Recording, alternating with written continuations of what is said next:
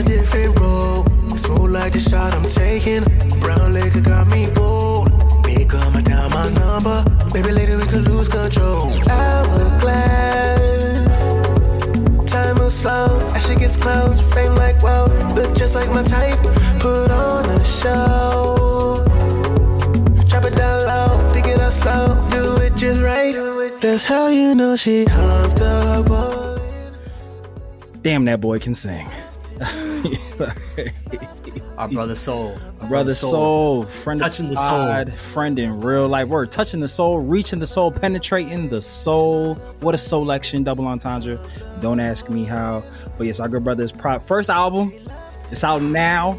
Let's just snap real quick. Let's snap for that. Let's snap for that. Snap real quick. That's been what, 4 or 5 years in the making. 4 or 5 years in the making. Real quick, we'll get to the nerd shit, we promise. But we just want to take this moment to pour into our Black King, our good brother, Solvante himself.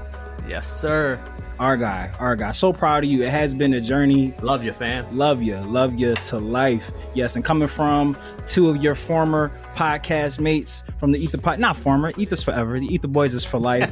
But as people who have done a podcast with you in the past, and you know, we used to have those conversations just about, you know, you feeling like you wanted to find your identity and not feeling like, you know, podcasting necessarily wasn't the thing, but you like the form of expression. Just to see you go from that and, you know, having doubts about, you know, being comfortable in front of a microphone to you putting out a whole motherfucking, not even just putting out an album, that shit is a fucking slap. Right in time for the summer. Album of the summer, bro. Talk about it. Summer of soul, a soulful summer, baby. But we will have the links in the bio for the episode. But yes, we wanted to just pour into our Black King before we got back into the shit. So that's our guy. Stream his shit, and then when you're done streaming it, stream it again. Thank you. Bow. But without further ado, we are now boarding the brothership, the only place in outer space where the nerds come for the content and the culture. As always, we are your hosts, the co-captains of the cool kids, aka Genkai's favorite guys. Yes. And let us never forget the deadliest backcourt in the podcasting industry, preaching the good word on all things nerd. Tis I, the frozen one, Mr. Matthew Porter, aka a tall glass of gin woo and juice, here with my bro pilot, my pod tonic life partner, the scholar of Planet Sadala himself, Mr. Troll Trav. Beam me up, Travie. Man, you know who it is. It's the kid Troll Trav. And like I always say, I say this with insane pride. So prideful. Lord Beers knows I've never been with a cheetah. I've never been a cheetah. Never been. Look, he's so not knowing what cheating is, he can't even say it right. That's how far detached from cheating he is. But I always do and still am staying with the same woman like Vegeta. And we love her. And look, here at the brothership, we're going to take flight with our takes, but please do not take our heads because we ain't no kites. We're not. And today we are covering episodes 8 through 10 of Lazarus. So those episode titles are Unforgettable Fire, episode 8, Death on Two Legs, episode 9, and I can't tell you why, episode 10, but I can tell you why we are fucking with this show, bro. And let's begin. So, really quick, major announcement: Lazarus was nominated for an Emmy. Actually, so you know what's so funny? I saw that on the Max when I was like, oh, okay, all right. I was like, yeah, you motherfucking right, nominated for a goddamn Emmy. So that's exciting. Did you look up to see what Emmy? I didn't. I was just excited that it got nominated for an Emmy. I'll look it up right now. but let's celebrate that. Obviously, me and Trav are to the moon with this show. It is, man, it just fires on all cylinders.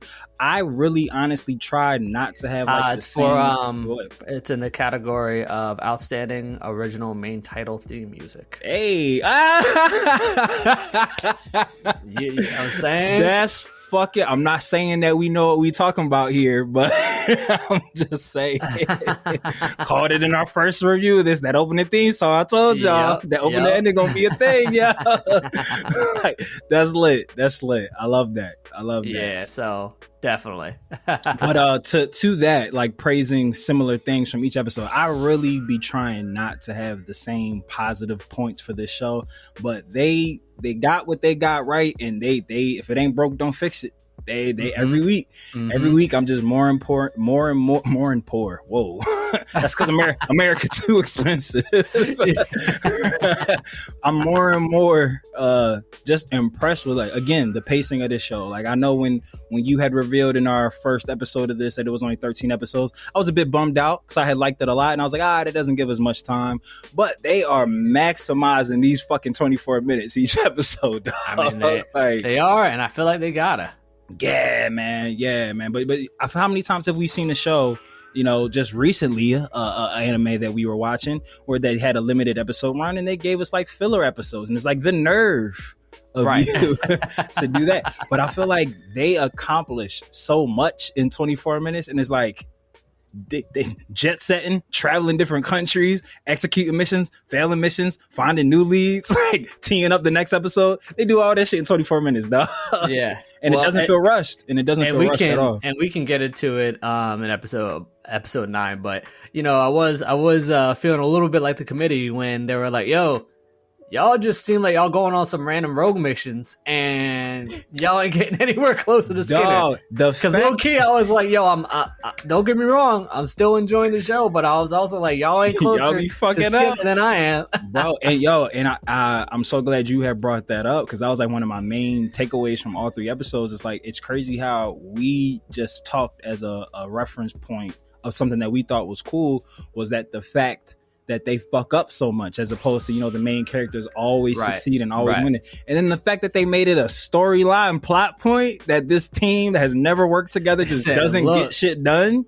They said, look, we all about to die, and y'all supposed to figure out how we don't die. Yeah. But meanwhile, y'all in Russia blowing up oil rigs and shit. Like, come on. And try let the people know why they were in Russia blowing up oil rigs and shit. I mean, we left off episode 7 where our girl Chris is kidnapped, and, you know, for the most part, you know, in terms of summarize for this episode, I mean, it's pretty straightforward. I mean, this is definitely the Chris backstory episode where she is capturable, which is, yes, indeed. But quick backstory on her is that her real name is Alexandra Sashenka. Yes, and was originally a It's Russian not even her spy. face. Yeah, no, she done went to Dr. Miami and everything. So she was a former Russian spy and faked her death. And what we do learn, and what I perceive Dr. Czechoslovakia, was to save her former lover Ingra, who is the person that kidnapped her. Thought that was going to be her sister. Not mad at it being her lover though. And once because if she were to not fake her death, she was her handler. She would have got all types of fucked up. Ingra would have received the works as well. And so we learned about how Chris got into Lazarus. Was basically, this was her way to escape from Russia. Very much Black Widow. She's trying to wipe the blood off her hands. Put some good out into the world. Enter America under a new identity. And then we also learned in episode 8, the big thing was that Hirsch worked with Skinner in the early stages of her career, and also wants to know why Skinner left without saying anything. Skinner might have gave her that chicken dinner, and she's winner, chicken dinner. Winner, Skinner dinner. Listen, name of this episode. Listen, Skinner gave her some of the skin, and she said, he definitely said something. She's like, yo, you really left me on red. So, so this episode, in episode 8, they, go to, which is, she's at a oil rig in, glaciers, like in the Arctics. They go to save her. Can I touch on something real quick, Trav? Just in terms of like the Hirsch, the team finding out that Hirsch did work with Skinner. She was part of that team. I love that they didn't go with the typical, now the team can't trust Hirsch, let's go try to figure it out on our own and get away from like the man storyline that I feel like a lot of animes, we would have got an episode of the team trying to figure out like an exit strategy of like, Hirsch is the op. I love that they're like, yo, she's the bank. Like, we can't save the world without her resources. Like, it It don't matter that she worked with Skinner. We're gonna fucking die in 12 days. Like none of that shit. And we have a scene with Axel and Leland later where they kind of echo that sentiment. But even with when Chris was tied to the chair and the bull was like tagging her up, and then he was just like, look at you sitting there all smug, like the cavalry's coming, like backups coming, and like I love how Chris knew that the team was coming to like rescue her. But I like how it wasn't so much like we've been saying that they're not just amazing friends that just form like this lifelong bond through this mission, but it's like they all understand that they can't complete this mission without every single member of this team. Like, right. You so see, it's just like they're coming to get me because the world is fucked if they don't come get me. Like, I actually thought of it differently, the smug look. I thought it was her in a way rectifying, or let me not rectifying, but addressing the ghost of her past and was accepting of she definitely was ready to go. She was finally got to see Ingra again, give her the closure that she needed, and you know, if death was the option, then you know she was content with that. But you know, I think that, you know, with the later episodes, we're finally starting to get a little bit of details about each character's backstory, as in episode 9, or was it episode 9 or 10 where we learned where it's Leland's story? It's episode that is episode 10. 10 is where we get Leland's backstory, but I feel like we predicted that too. I feel one of the two of us said like, "Yo, watch him be rich or some shit." Like what we were talking about, like he got some shit about him, yo. Like, exactly, and it's cool because these backstories do tie into why they've joined Lazarus and also why they might have been recruited by Hirsch to join the Lazarus team. Absolutely. So yeah, I mean, like, you know, they go on their little Mission Impossible recon mission to save Chris. Dog. Axel whoops some ass. Yo, like, a thing that again, kind of separating away from like common anime tropes for what you think a protagonist is. I think it is fire the fact that the Lazarus team does not hesitate to kill motherfuckers. There's no knee shots, there's no incapacitation, there's no darts to the neck, like straight head shots, bro. Well, first off, Doug don't play. Doug don't play. No, he don't play. For a little bit in the first half of the series though, because it wasn't clearly evident, I was like, is Axel killing these people that he's... Yeah, it was just tagging them up real quick. Ambiguous endings. Yeah. Shout out so to I was like, is he just, you know, giving them a little quick hands and feet and then said, all right, cool, y'all know what the time it is, so I'm out. Yeah. No, yo, facts, bro. You know what it is? I remember there was a scene in maybe the first episode where he was escaping from the prison and he like threw one of the guards like over like a banister that was like clearly 10 stories up, and I'm thinking anime main protagonist, you know like when you play Miles Morales and you knock somebody off of a building, they don't die, they just automatically get stuck to a building, a little web jetpack. I thought it was on some type time, we're just supposed to believe that guard probably hit something on the way down, he's cool, just fucked up. But dog, this episode he's just running down on people and headshot every time, every person, headshot. I'm just like, Lazarus ain't here, they're not here to incapacitate motherfuckers. Nah, listen, if they die. Yeah, facts. They're not on some like tangent. How is it that in all forms of media, anime, live action, movies, TV shows, why is it that all villains magically are knocked out for the perfect amount of time that is needed in every scenario? Like, I feel like that's not how knockouts work. I feel like some people, you catch them on the chin, they might be 15 seconds. Go black, come back. Some people might be down for, a couple minutes or so. I feel like every time a security guard or somebody, like any type of any op that's caught off guard stays asleep for the perfect amount of time that you need that person to stay asleep. Just for homie to magically show up and pop Ingra in the head. Like, exactly, bro. And I'm just like, I feel like, like let's say there's like 3 guards and I'm good. I'm skilled. I'm that bold in real life. And I can knock out all 3 at the same time. One of them might wake up in 15 seconds. Like, it might not be like a full sleep, nerve pinch. Like, it won't be like, oh shit, dang, what happened? It's like, oh shit, I'm still robbing motherfuckers. Also, I had this note down because I forgot that the show timeline wise takes place in 2052. And when they showed Hirsch's profile, 98, 98, yeah, I was like, I started doing math. I'm like, how am I older than Hirsch? She was older than shit. Reaction, dog. Yeah. I had the same. I paused it. I was like, wait, 98, 20. Oh shit, okay. Because I was like, but it's 2020. Oh shit! I said the show take place in 2052. I had the same exact reaction. I was like, wait, why she got all these wrinkles? 98. She should be a spring chicken.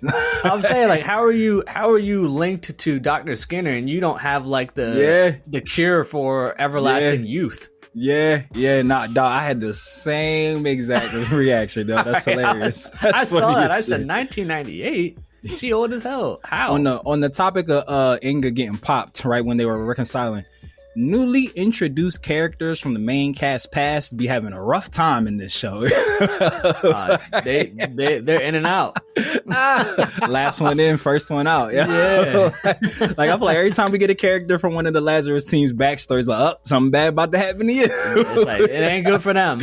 Yeah, it's like don't get an attachment to them. Yeah, like I just hope. Yeah, man, I'm sorry, but I just hope whoever we get introduced to from Doug's life, I don't want him to be black because I know something bad's going to happen to him. Well, just real quick, and this doesn't have to. I mean, we see and who is the primary care doctor for the Astor family, but yes. I do appreciate the diversity that we're seeing. Yeah. I love the fact that his older sister was like the one that was like left in charge and everything. Yeah, I thought that was dope as shit. That whole family dynamic was fire. Like, even though not fire in the sense that his dad had a mistress and that's he said, I got a mean girl and a mistress. I'm so hood rich. Walker had an era, bro. Oh man. He really did though. He really did. He had an era. We won't really name all the participants in the song, but Let Do It remix was an all timer. Yeah. No, I'll admit that shit slapped. Yeah, there's a verse or two that we won't rap ever again, but yeah, and honestly, you can take his verse out. We'll be fine. Yeah, that's true. Yeah. That's true. I mean, it's not bad. But if you remove it, there's better verses. Yeah. I mean, as long as Rose's verse is still in there. Yeah, you gotta keep it. Rose, you gotta keep him on there. Dog, can we real quick? It's something that we haven't touched on, and it's just been like a through line. These motherfucking skeleton key bracelets do everything. Oh, I know. like if everything. If Chris wasn't gonna respond in 3 days, she was dead. Yeah, like it does that. It unlocks all shit. It starts boats, planes, trains, and automobiles. It does everything but cure Hapna. When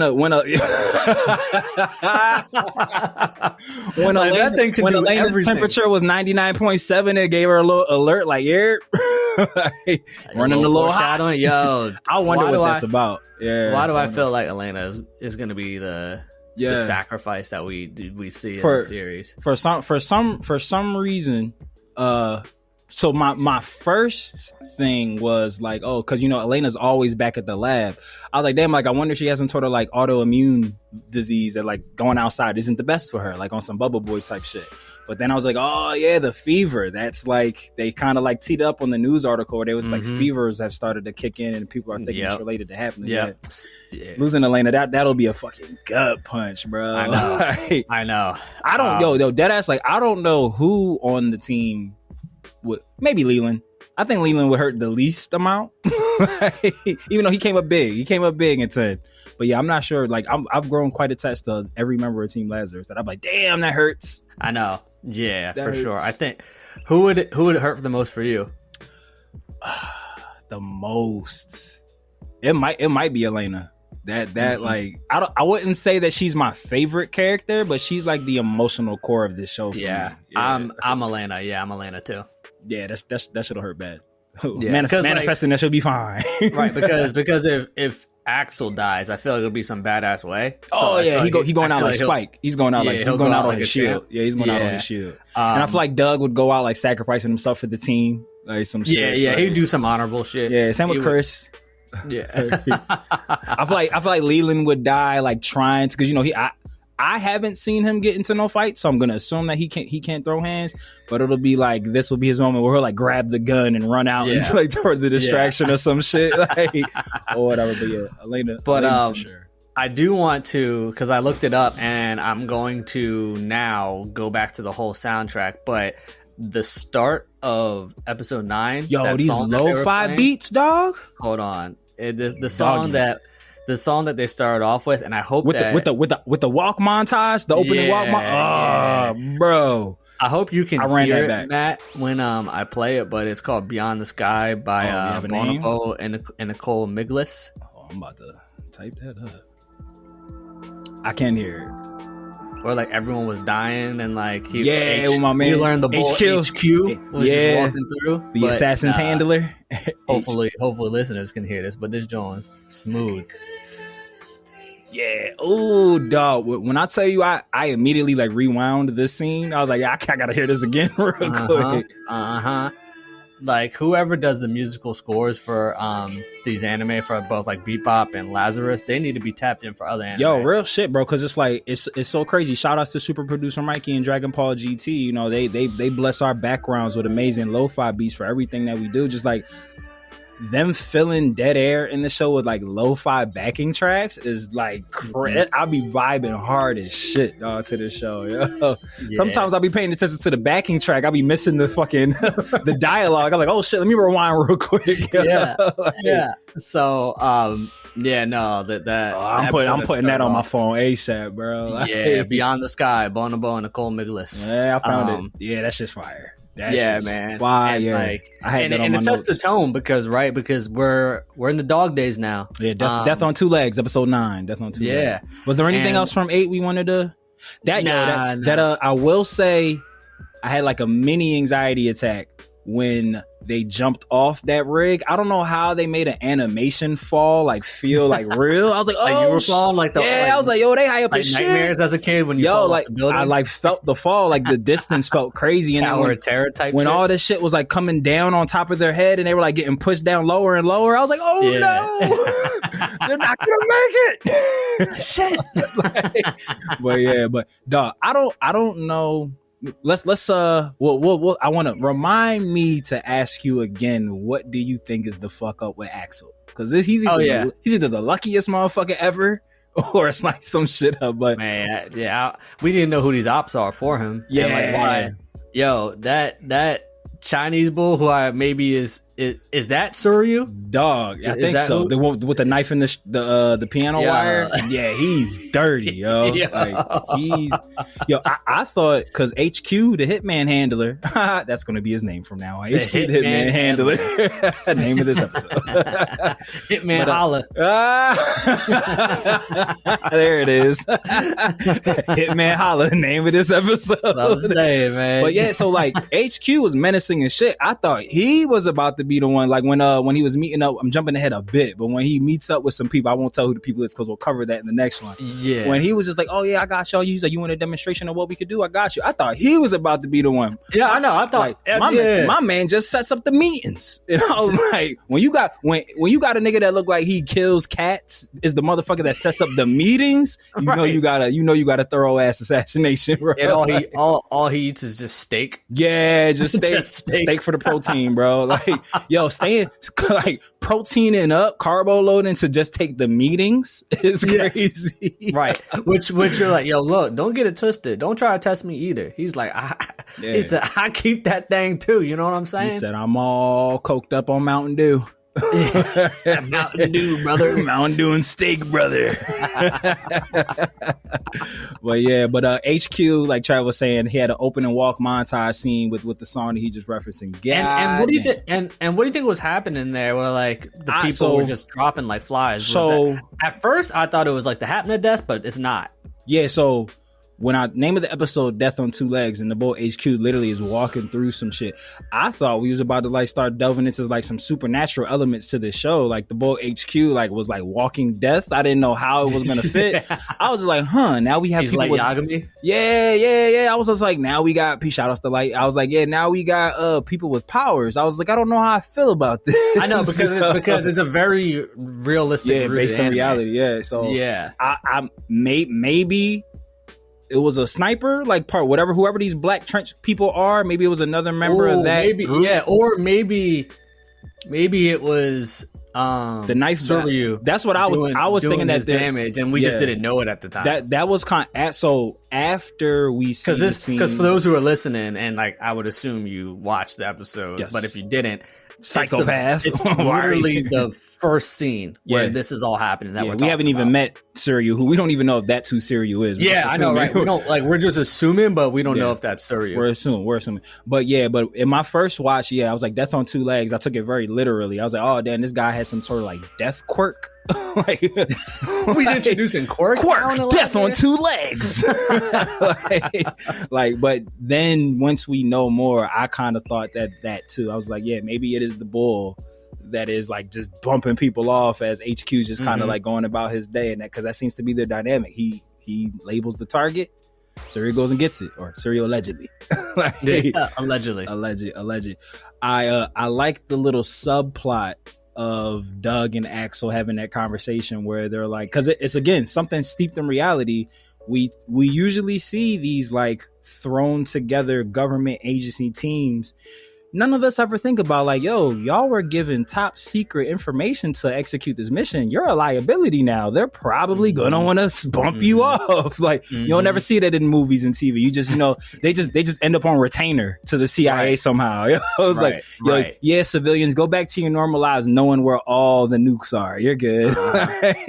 But no, Doug and Axel having a conversation like, yo, like we know a lot of shit that people aren't supposed to know. Like, what do you think? There might be a mole in yeah. The way he'd be talking is funny as shit. Word. I feel like let's now find out what time it is and what the weather is outside. What do you think, Axel? I feel like Doug on some Carl Anthony Towns type time. His voice ain't really that deep. Just when he was squad, he tried to be real burly. When he get back to the movies crib, is made of. Yeah, when he get back to the crib, he's like, damn, another motherfucking day at the office. He said, for sure. He's oh my God, foul. Was it you that sent Shane Gillis's joke where he said, hey girl. Hey girl. Oh my God, foul. Man, the NBA, we're not going to, but we got to leave Cat alone this season. We'll see. Which is crazy. I feel like we make fun of him because we like know he's clearly in a relationship with the woman. It's like Jordan Sparks is his whole fiance. Like I always say Jordan Sparks. Jordan, not Sparks. That's the singer. Woods? Jordan Woods. Yeah, I always do that every time. We're not out here breaking news. Was Jordan Sparks Breathe with No Air? Is that? Yes. That was Jordan Sparks. Right. Yeah, American Idol was Jordan Sparks. Yeah. But what was we talking about? Yeah, Death of Two Legs, HQ, Doug's deep ass voice. Oh yeah, they're bringing Abel to question. Yeah, we get the homie what Abel. What the fuck Lazarus is doing, because they say, yo, look. From what we're looking at, y'all just doing out your own side quests. What about the main quest? Yeah. So we kind of touched like Jalen said, keep the main thing the main thing. 1000%.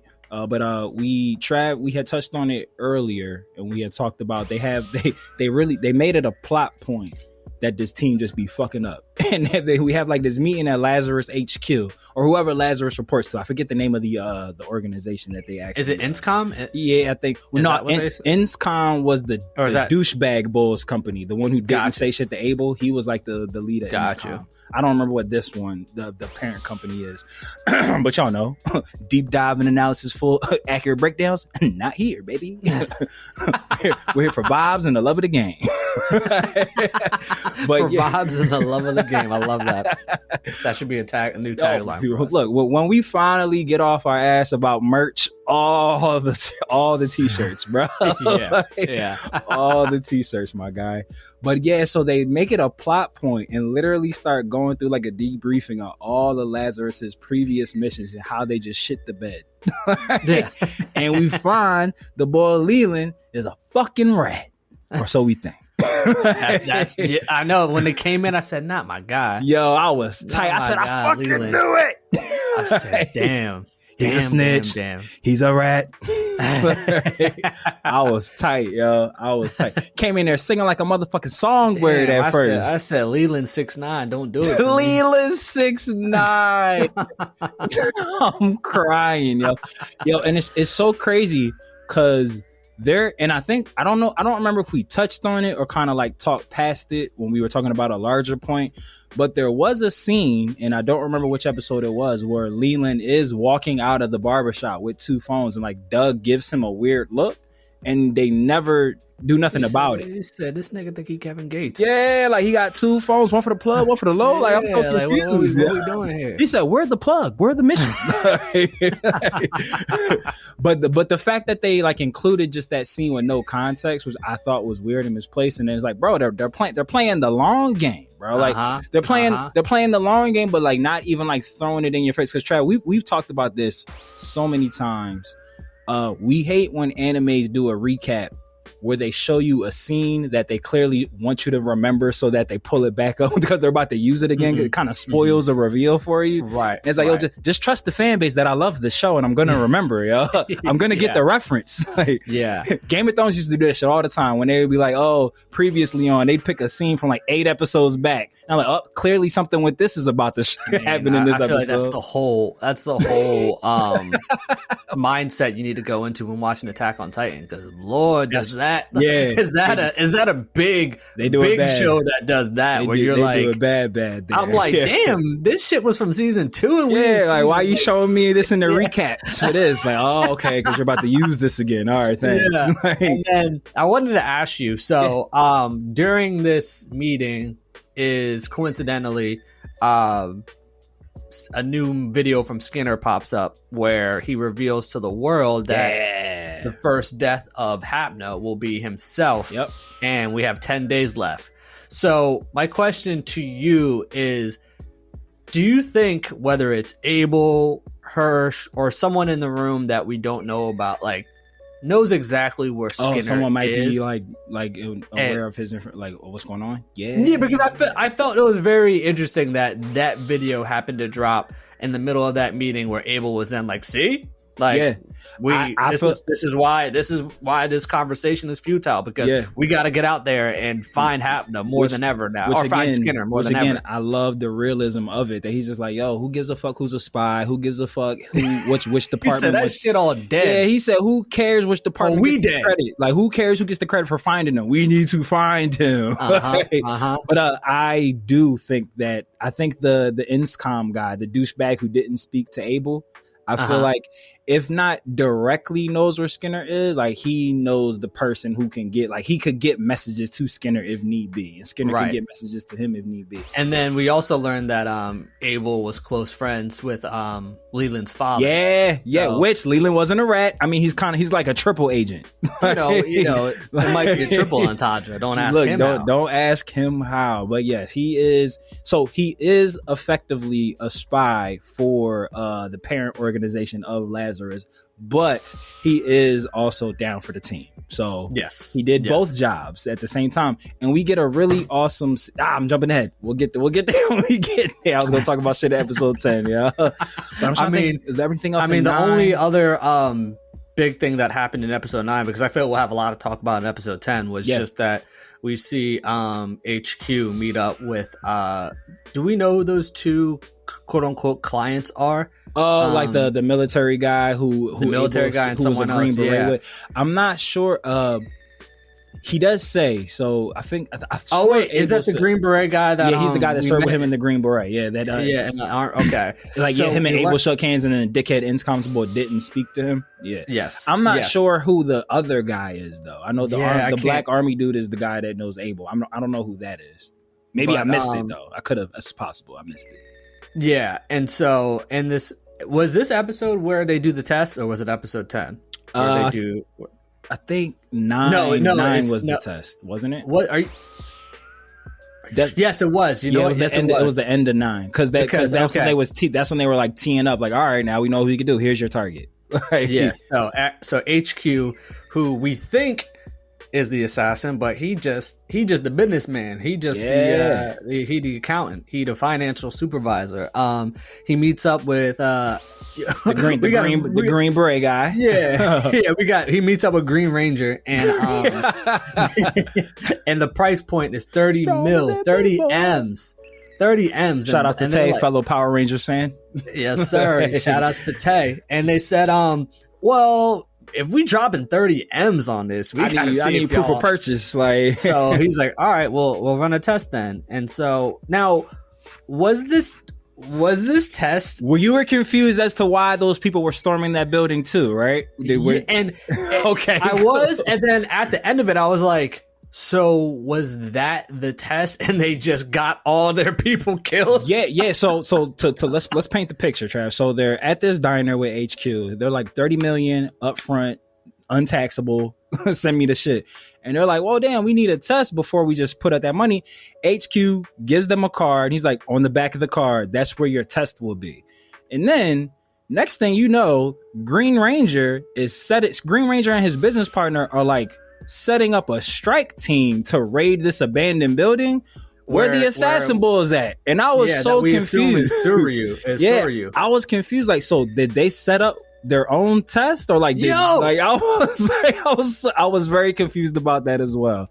I was just like, damn. So but you know what? Bro, you see I'm frantic about it. I have no idea what that was. But yeah, go ahead. Now that we're talking through it, I think they set up their team for the test, because I think there's some shady shit there, and they don't necessarily, one, they didn't expect it, but two, I think are thinking in the mindset of the world is going to end in 10 days. So either we sacrifice these men. So you got to break a couple eggs to make an omelet. So I think that was the test to show what they're capable of. That was definitely. Okay. Say more. I'm rolling with you. Go ahead. But I think they do not, especially the bull in the glasses and the suit. Mm-hmm. I think he could care less if those guys were survived or were killed in that test. As long as Soryu and HQ showed, we know how to do this, so pay up. That's all they cared about. So the thing that confused me was that Green Ranger and his business partner were told where the test was going to be happening. Yes. And then when HQ showed up at the end, I was like, okay. So the part that confused me is because Green Ranger and his business partner were controlling the strike team that went to the place to get assassinated. Yeah, they set them up, yo. Yeah, dog, that's what I'm like. They either set them up or there's a lapse, a plot hole here. Because the thing that threw me, because at my first thought was, oh shit, they set them up. Like they were like, okay, go here to get this asset and let's see what this guy can do. That was my initial thought. But then, and maybe they were faking the funk for the radios and the comms. When they started acting confused as to what was happening, that's when I was like, did y'all not know that this was about to go down? They was just like, wait, somebody tell me what's going on, answer me. And then they were shocked. Yeah, and I was just like, wait, did y'all not know that they was about to get ran down on? You do know that, like, if you are trying to get this guy to, and also at the end we learned that their target is Axel. Yeah, and so who we know something about his identity is being covered up for some reason. They don't want Jim Pop to know who he is. And there's something with and look, we don't gotta we do things how we want. So in episode 10, because I was like, we don't have to do it in chronological order, but and episode 10 is vibes and love of the game. Episode 10 is basically the backstory for Leland, and then we get a little bit more insight into Axel. But Leland's a rich kid. He's a rich kid. Well, he's the bastard son. Well, he's the only living bastard son of a rich man. His pops had an affair with his mom, and Leland was born. So, but just on what we were talking about with Axel is that the first not the first, because Skinner had the prototype, and they try to get him at the airport. Dog, really quick, because I want you to keep going what you're about to say.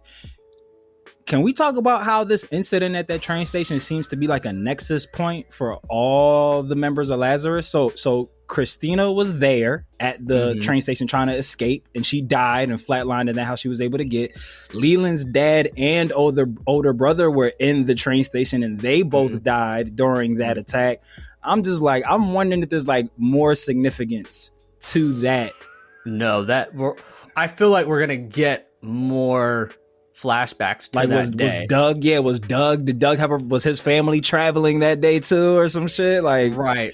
And I'd have to go back and watch it again, But I swore when they were showing the video footage of what really happened that day, which I also want to bring kudos to, again, the pacing of this show and this writing team. They've talked about this terrorist attack at the train station, like just kind of like as a passing event in the show many times. Like it's come up like, oh, like the terrorist attack at the blah blah blah. Like there's a reason why they keep telling us. But it was brought up in such like a, oh, this seems like a natural place that this conversation would be had. You didn't think that like, oh, right, something really important to the core of this show happened at this train station. So when we get the reveal that it's so ingrained with communication between the Lazarus team, me and Trav have never even brought up this terrorist attack that happened at the train station because it wasn't focused on as like a main plot point. It was just like part of Skinner saying fuck the world was he allegedly let off this gas bomb at this train station with like poison gas and killed mad people. And then they think that in the suitcase was the prototype of Hapna. Right. Well, that's what we found out now. But initially they were saying it was a terrorist attack. Right. And so, but that also makes me wonder too, if, hold on, sorry, technical difficulties. Are you all good? I can still hear you. All right, cool. Well, I can't see myself. There we go. Oh, you're back. Keep that, Mikey. Keep that. We do this shit live. He's a real raw and uncut. But, with Skinner just being so intelligent, forward thinking, now I'm wondering, dog, did you have an idea about this terrorist attack? Because you just happened to be there that day with the prototype of Hapna. And but then we learn that Hapna, the next prototype of Hapna, where they were going to actually start beginning the clinical trials on the prison. Yes, all the death row and life sentence inmates at the prison were actually 6 months happening. Yeah. 6 months later, Hapna reappeared at I'm in prison in Arizona, which is where Axel was in prison. So he was one of the original test subjects with Hapna. And remember one of the episodes in our last batch of reviews, like Axel's little prologue at the beginning was talking about how he tried it. He was never a person that liked to try drugs, but he tried it, headbutted the bars to his cell, and it hurt. So it didn't work. Right. And they said that they just scrap. No data can be found on these test subjects, and we don't know if they're alive. No, they did say. They said every single one of them died except Axel. Well, they said they died, but they did say though we don't necessarily know if some they assume that some died. Yeah, they're under the impression that Axel's the only. They said they scrubbed that data. Yeah, and so I'm wondering too, like, the people that are after Axel that want him killed, do they know?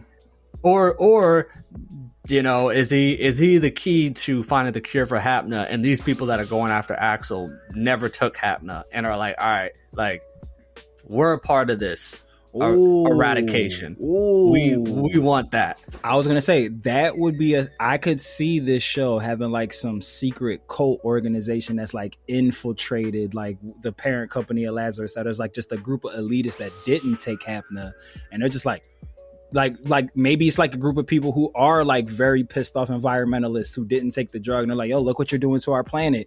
We're probably better off if all y'all drop dead. So like they might be they might know that Axel's immune to the shit, so his DNA would produce a cure. We don't even need to find Skinner. We got the cure running around, and they're like, we need to bump this motherfucker off because we don't need all these shitty humans running around. We try to start fresh. They said our world, our choice.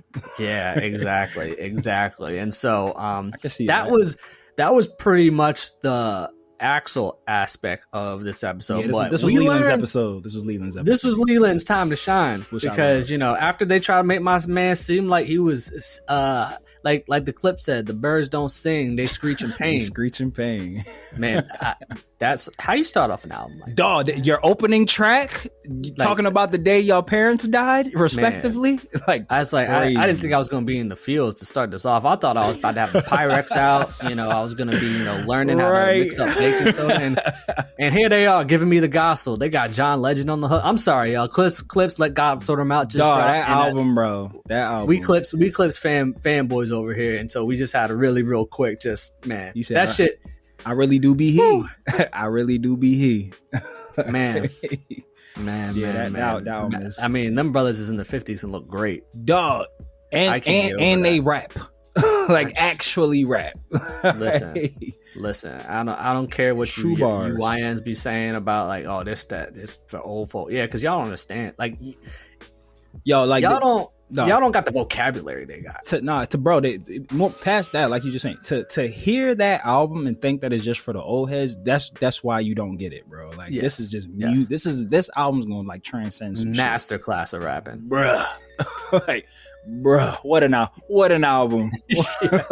Yo, I could find some songs off that album to throw into Lazarus. Oh, 1000%. During one of the fight scenes. Chains and Whips could definitely go in there, bro.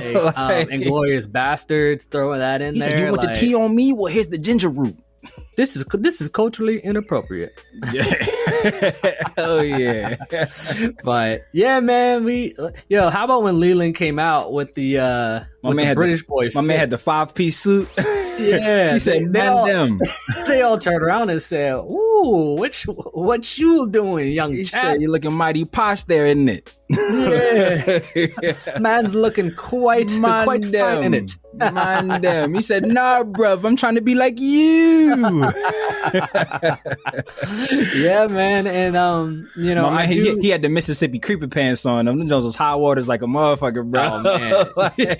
No, you know what he had on? He had on the Hito Yui when he had to enroll in the school. Yes. To spy on Raylina, he had on the Hito Yui. Young Hito. Yeah.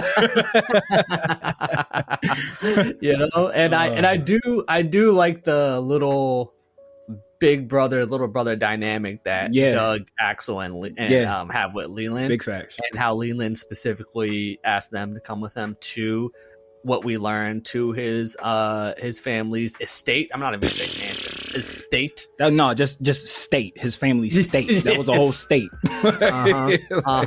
And then Big Sis comes in pissed off. Doug, I don't know if that's Lazarus's car or that's Doug's car, but that blue joint, that shit is clean as shit, that bro. That little mini tank. That shit fire, yo.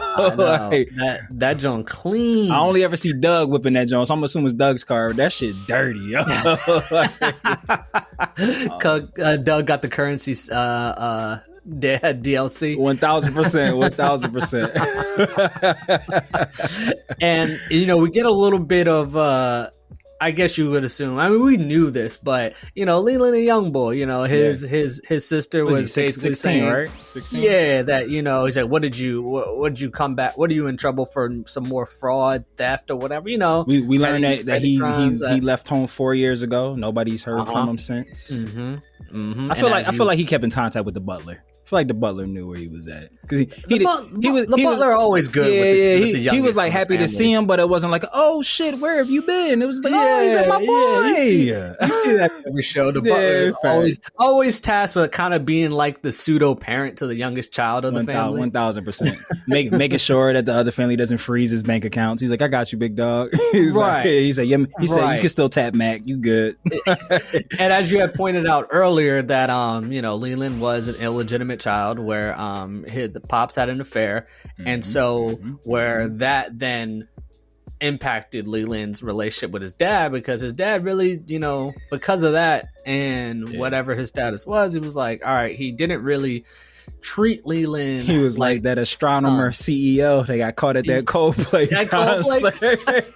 Yo, that was Leland's dad and mom. You know what's not talked about enough about that incident? The homie that knew about it. Yo, she is not homie. She gave it away immediately. The second that they got caught, she said, yo, dog. Had they like, just supposed to, she was probably the only one that knew about this affair. You supposed to be the one holding it down. In that moment, you act like you're not with them and just kind of be like, oh, like, nah. But she said, oh, yeah. She was big caught. But not only that, bro. It's just like, yo, shout outs to Chris Martin, shout outs to Cole. We love Coldplay, but we are in the year 2025. Had they just stood there and smiled, that shit wouldn't have made it to the internet at all. Like that shit, like had they just been like, oh, kiss cam, yay, maybe a little kiss on the cheek, maybe not even kiss her, yo, just smile, just like, no, not if somebody like took that y'all knew, exactly, and like, then but like the fact that they reacted in the way that made they that shit go viral, dog. And isn't the woman the head of HR too? Yes, for the company? She's the head of HR for the company that he's the CEO. Yo, if I was an employee for that company and she ever reprimanded me for anything, I'd be like, here come a crazy part. Breaking news if people didn't know this. So, cause you know Instagram, the internet, we gonna do our research. Like people gonna dig for it. Apparently the homegirl who also like fumbled the bag, apparently also works for this company. She has a very powerful position and she just got a raise not too long ago. I'm thinking she got that raise. I'm thinking that she keeping that shit on the wraps. She been keeping her mouth. Found out. Like clearly, however big this firm or office is, clearly there are people in the office that know, and they clearly know. They're like, yo, don't ask, don't tell. She said, so head of HR, I know what the market rate is for this one position. I don't want the responsibility of that position, but I'd like to get paid with it. Like, just the title, please. You know, I'll keep your secret. Just, man, I did not know that. She said, if you're the head of HR, can you be reported to HR? Like, so they was just like, you know what? We'll circle back to that. And in the meantime, they went to that Coldplay concert. That's what waiting to hear back if she could be reported to HR. Man, CEO says she put the head and head of HR.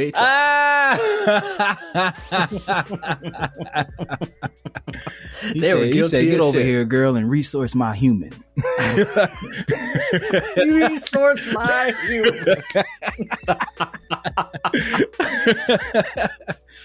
When I tell you this may be in my top 10 favorite viral moments of all time, I am enjoying every moment of this shit. I mean, unintentionally, wore yellow today. Hey, my man. Unintentionally. I love that. But yeah, shout outs to Coldplay. Goated. Shout outs to Coldplay, man. Look at the stars. Look how they shine for you. He said, he called out, he said, oh, unless it's an affair. Facts.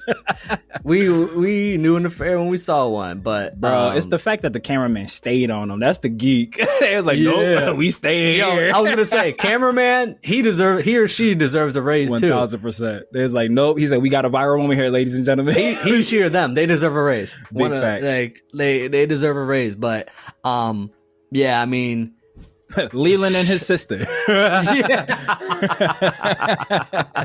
Leland and his sister. Yo, I thought for a second Leland was about to suggest Doug or Axel to get married. Yeah. Yo, which I'll as a father, you know, girl dad, as a father with daughters and everything, like I loved that take on, you know, like arranged marriages and things like that. Because like if you're a fan of Bridgerton, it is very romanticized, you know, like the promenade and meeting the person that you are betrothed to and all that, you know, finding the love with a stranger and all that.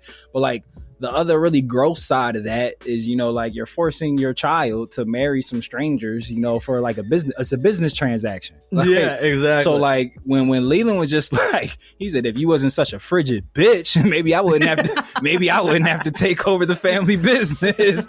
And like just her take on it, like, yo, like I'm trying. He said, she's like, you dipped off.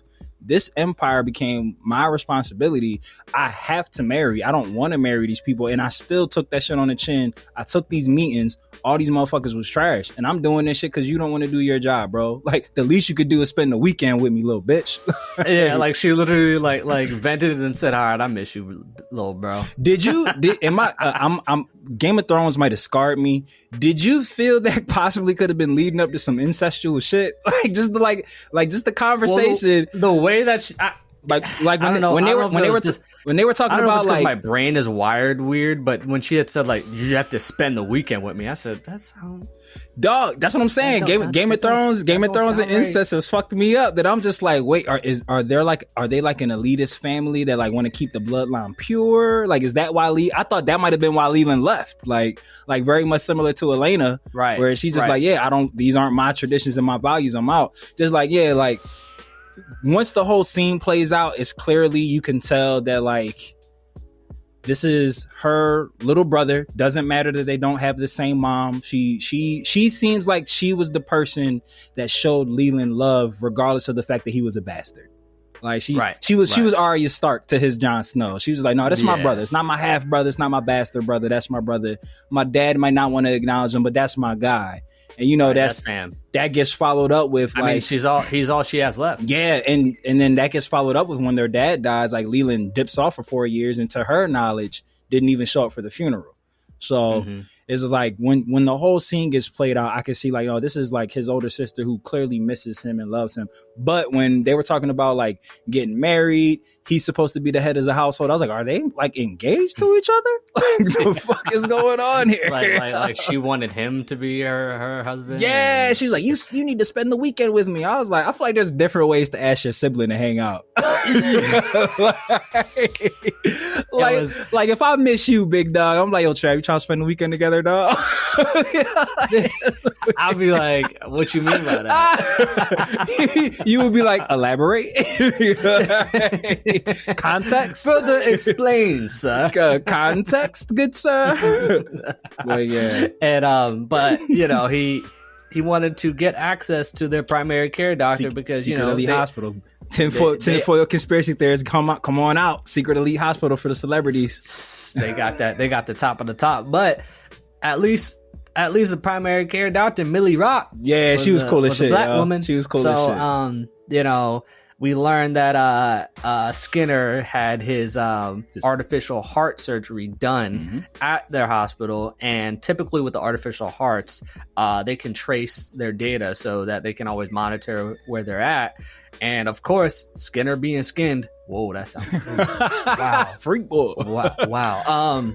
He encrypted the transmission of the data, and now they don't know where he's at. But Millie got something that, you know, they might be able to utilize and find out that the third party that is tracking Skinner's data, which, reverse of engineer, course, baby. Our girl Elena, popcorn witch, she about to hit him up. Like, she's able to find out that the third party, along with Popcorn Wizard, is located in Pakistan. What I call her, Popcorn Witch. Popcorn Wizard. Wizard Witch, all the same shit. Well, she's the Popcorn Witch, he's the Popcorn Wizard. So yeah, there you go. Which, you know, going back to your question that you had asked me, Trav, like, do I think that there's somebody on the inside that knows Skinner's location? I think that douchebag that didn't speak to Abel is the guy who might be keeping track of Skinner's artificial heart. Like, make sure he doesn't just croak. And Millie's parting words to Leland are that his dad spoke a lot actually about Leland and had basically said that, you know, Leland reminds him of himself, and that also too, if and when they do locate Skinner, they say, yo, bring him back. I ain't trying to have him die like that. Yeah, she was just like, but deep down, and she knows, just like, yeah, I need that cure too. Right, exactly. And you know what else it is too is like, you know, even though Skinner has created a drug that if they don't find the cure for it, people going to die. Everybody that has been in contact with him at some point in their lives don't seem to have any sort of bad blood with him. Yeah, it's not like positive or negative. It's just kind of like, yo, he was a real smart dude, kept to himself, and kind of dipped mysteriously. Which, you know, people who are, you know, like very devout environmentalists tend to be quite, you know, like not everybody's cup of tea. So right, like different beat to a different drum. They do. for sure. Yeah, but yeah, that's very good, good operation. Everybody's just kind of like, yeah, Skinner, smart guy, seemed cool to me. Like, yeah, didn't have no issue. And then we see a cool, you know, like actual moment of like, oh, maybe these people actually do kind of like are starting to grow a little bond with each other when Leland's like, hey guys, I gotta tell you something. And Nap's like, no, we knew you was a spy. It's cool though. Which, going back to Christina being a Russian spy, Hirsch being a part of the original Hapner trial team and everything, it's just like, they're like, yo, we got 10 days, well 6 now. We got a very short amount of time to save the world. All that secrets that you got going on don't mean shit. It doesn't mean any. We're good, big dog. Like, you're straight. And I really hope that so Elena is the one that says she has to be the one to go to Pakistan to find Popcorn Wizard. Yeah, we getting Doug Elena Pakistan Adventures. Yeah, Doug, and which, you know, that's teeing us up for the Doug backstory. Yeah, it's on the way. Doug, because but I hope this ain't an episode where how old is Doug? 23, same as Axel. I wouldn't be surprised if Doug is like ex-military that like did a tour in Pakistan and then returned to school. Yeah, like maybe he like runs into like a old, you know, military troop brethren, or like maybe like somewhere where he was stationed. And like he got close with the little kid in a market that lived there, some shit. But I wouldn't be surprised if that's like Doug's connection. And that's the scene as they're starting to head to Pakistan, where Elena's her bracelet goes temperature off. Which would indicate that she probably was out of the team. She probably was one of the earlier ones to take Hapner, early in the game. And then we're left with the cliffhanger of Axel is learning about. That fight seems going to be crazy. What Hirsch told him about his him being a part of the clinical trials for Hapner, and then seems that he was immune to the side effects. And there's an explosion on the fridge, and then I don't know why, and like people don't take this wrong when I say this, but I'd be laughing each time they show Suryu, and then like the captain's like speaking in Chinese. Speaking in Chinese. And it doesn't say the word. Right. Like I wish they like translated what he's saying. Is he like saying some sort of like death prayer? I don't know, but like funnily as shit, because I'm watching it dubbed. Obviously, we talked about this. Yeah. When he did the thing, I definitely like changed it to subbed on purpose to see if they translated it. No, it just says speaks in Chinese. It doesn't say speaking in Chinese. So like, okay. And man, after y'all listen, we can't do justice in describing what Suryu did in that test fight. Yo, this fight is gonna be crazy. Him versus whatever's Axel, about to happen between him and Axel. Yeah, shit's gonna pop. I feel like it's gonna be the whole next episode. Yo. Like, one of them's dying. Bro, like anytime it can't. Don't let Axel die yet. I can't have him die yet. Anytime you have a standoff on a bridge that's on fire, you know some epic shit's about to come. Like, you know what comes next is lit, yo. And crazy again, steeped in realism. I love the fact that the assassin, what's his name again? Allegedly, Sukihana. Sukihana. I love the fact that Sukihana, like, instead of trying to like chase Axel down or pinpoint him or do some Batman shit and land on the roof of his car and time it perfectly, maximum effort. He was just like, I know he's coming this way. I'm gonna just blow up this bridge and catch this motherfucker in a traffic jam. Like, makes it easy for everybody. I just love when like the logic of shit just like shows through, and like, you know, in media, just like, yeah, instead of making it infinitely harder on yourself trying to chase this man down, let's get him caught in LA traffic. Kill him then. Let's no better place. Because he ain't gonna go anywhere else in that vehicle. Can't go anywhere. He's on the bridge. He can't go forward or backwards. He gotta get out. Yeah, HQ the Hitman handler. He got himself a LeBron. HQ the Hitman handler. He got himself a LeBron James on his roster, bro. The GOAT James. But yeah, brother, we the back three. I'm so hyped, dog. I'm so hyped. The next one we doing 11, 12, 13. We rounding out with the finale of our Lazarus coverage, and boy has it been exciting. And the fact that we've like intentionally been like not watching ahead, so like this is like happening in real time, dog. Right? Yeah, we haven't watched those 3 episodes. Yeah. Yeah. So as of this recording, for all the listeners out there, we have not watched the back thing. But as soon as we are done, I'm going to watch the motherfuckers. Right. But is there any other final things that we wanted to cover about 10, 9, and or 8 before we close this bad boy out? I'm just ready to see how this shit closes. Big facts. Big facts. Which I'm interested to see, because there were people that were speculating there could be a season 2. Ooh. But I mean, like, but the way that it's going, I feel like we're gonna get an ending that would be 1 season. But we'll see. Yeah, and one point that I will finish up with, because of Game of Thrones, I obviously have trust issues with how shows end. But barring them shitting the bed with this ending, which I don't feel like they're going to do, this might be an all-time anime for me. Like, just from my personal self. Not saying for Gem Pop. Like, not necessarily also saying that it'd be in my 10, but like in my 20 maybe. But it's like, really, like. Okay. Or let me just say this. Let me say that I feel like how we speak about Cowboy Bebop and hold it in such high reverence as an anime from the past, I feel like in like the next 20 years, Lazarus will be one of those animes that's just like, oh, cult classic. Like how 80s babies talk about Akira. Like, oh, y'all don't know nothing if you haven't seen Akira. Like, you know, shit like that. Or like, or how we stand for Dragon Ball. Y'all don't remember the old shit. The Funimation of Dragon Ball Z was a different era. You don't know.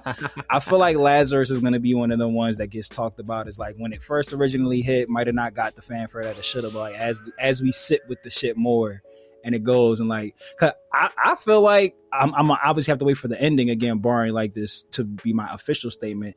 This show feels extremely rewatchable. Like I could white noise this shit. Like throw this on while I'm cleaning or chilling, you know, little smoke session. Like it's bro. I love this shit. But do you have any final words of wisdom for everyone before we close this bad boy out? You know, I don't think I got any today. I think I'm just going to everybody have a safe weekend. And don't do drugs, kids. The fun ones, maybe. But kids. Yeah, you're right. Kids don't do drugs. Semantics, Matthew. I just heard that don't do drugs and got wildly offended. I was like, it's from the earth, Trav. I say kids, but yes, damn it. Kids don't do drugs. Like, I mean, shit, if you're here, then your parents didn't see the parental advisory sticker that's on this episode. So I don't know who. Kids, if you're here, get out. like, pass the don't do drugs, get out of here immediately. Come back when you're 18. Stream the shit out of this after your 18th birthday. Like, right. That's our words of wisdom for the listeners. If you're of legal age or mature enough, come vibe with your boys. Like, use them wisely. You feel me? But to all the oh shoot, sorry, I almost choked on myself. I almost wasn't a lifer anymore. To all the lifers, new listeners, and fellow travelers, we have reached our final destination as we arrive aboard the Nama station. But you know the journey never really ends, and we know that we can't change this world without you. So lend us your vibes, a way of likes, listens, reviews, and subscribes. And the easiest way that you can do that, and how you can also support our sister Star Wars podcast featuring yours truly and super producer Mikey, Annie, Are You Okay? A Star Wars podcast, is by clicking the all-powerful link tree of might in the episode description below. And just like the North, always remember, whether you watch it or you read it, we all still need it. So open up your nerd eye, point it to the sky, and we will see you next time aboard the Brothership. See you soon, Space Cow people. Dodon Ray.